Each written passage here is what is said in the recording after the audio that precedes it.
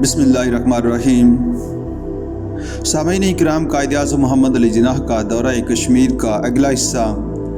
कायद-ए-आज़म के private secretary जनाब के.एच. खुर्शीद साहब मज़ीद बयान करते हैं। कायद-ए-आज़म ने रियासती अखबार नवीसों, तलबा और सियासी अहसाब से जो मुलाकातें की, उनके नताइज खातर ख्वाह निकले।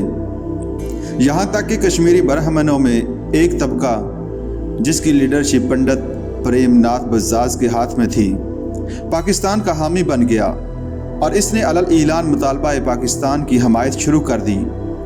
ये ग्रुप मुख्तसर लेकिन मुअस्सर था। सोशलिस्ट मकतबा फ़िक्र से ताल्लुक़ रखने के बायस तालीम याफ्ता तबका पर इसकी गिरफ्त थी।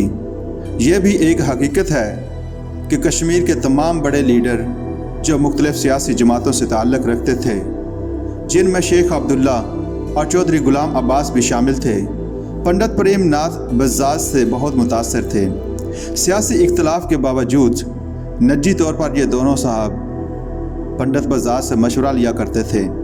पंडित साहब दूसरे हिंदू लीडरों की निस्बत आज़ाद ख्याल, रोशन दिमाग और जमहूरी इफ्तादा तबी के इंसान थे और कश्मीरी अवाम में इज्तिमाई सियासी बेदारी पैदा करने में पंडित साहब का किरदार नज़रअंदाज नहीं किया जा सकता।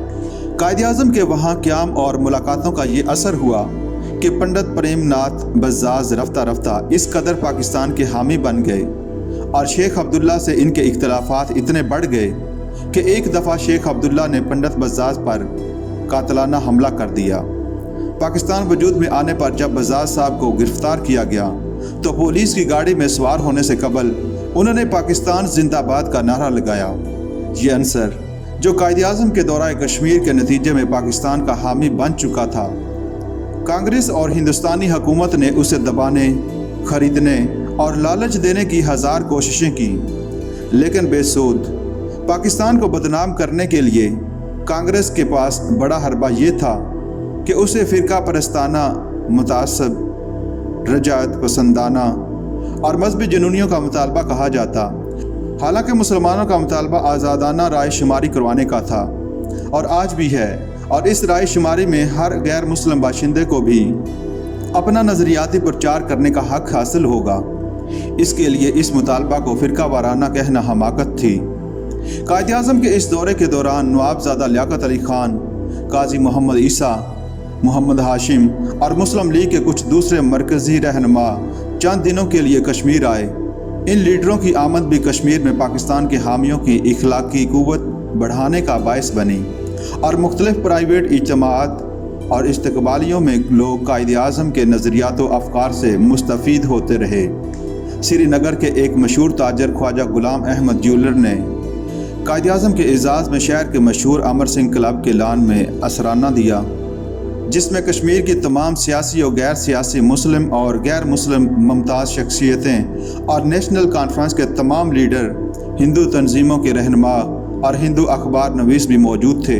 जैसा कि इस ज़माने में दस्तूर था कि मेहमान ख़ुसूसी का तारफ़ मदऊइन से करवाया जाता। चाय पीने के बाद कायद-ए-आज़म मेहमानों के पास से गुज़रते हुए गए और उनसे मुसाफ़ा किया। सनातन धर्म सभा के लीडर पंडित जिया लाल कलम, जो बाद में कश्मीर हाई कोर्ट के जज हुए, और पंडित शिवनारायण फतेहदार के साथ जब कायद-ए-आज़म मुतारफ़ हो रहे थे तो पंडित शिवनारायण ने अपनी तरफ से कायद-ए-आज़म पर चोट करने की कोशिश की। अगरचे मैं कश्मीर में अक़लियतों का लीडर हूँ, मगर कश्मीर का जिनाह नहीं हूँ। कायद-ए-आज़म ने मुस्कुराते हुए बरजस्ता कहा, फिर तुम तो बदकिस्मत हुए, मैं आपके मुकद्दर की बेहतरी के लिए दुआ गो हूँ। फतेहदार का ये फ़िक्रा दरअसल कोई नई बात नहीं थी, बल्कि ये कांग्रेसी प्रोपेगेंडा और हिंदू प्रेस की जहनीत की अक्कासी थी, जिसने कायद-ए-आज़म को बदनाम करने का हर हरबा इस्तेमाल किया कि ये शख्स अक़लियत का लीडर होने के बावजूद वतन के दो टुकड़े करना चाहता है। हालांकि कायद-ए-आज़म ने मुस्लिम कौमियत का तसव्वुर ताज़ा किया था। दर हकीकत हिंदू कांग्रेसी लीडरों का अंदाज़ फ़िक्र सतही था। अगरचे पंडित जवाहरलाल नेहरू तारीख़ के बहुत बड़े आलम और तारीख़ दान माने जाते थे, लेकिन हिंदुआना तअस्सुब में वो भी हकीकत से आंखें फेर चुके थे।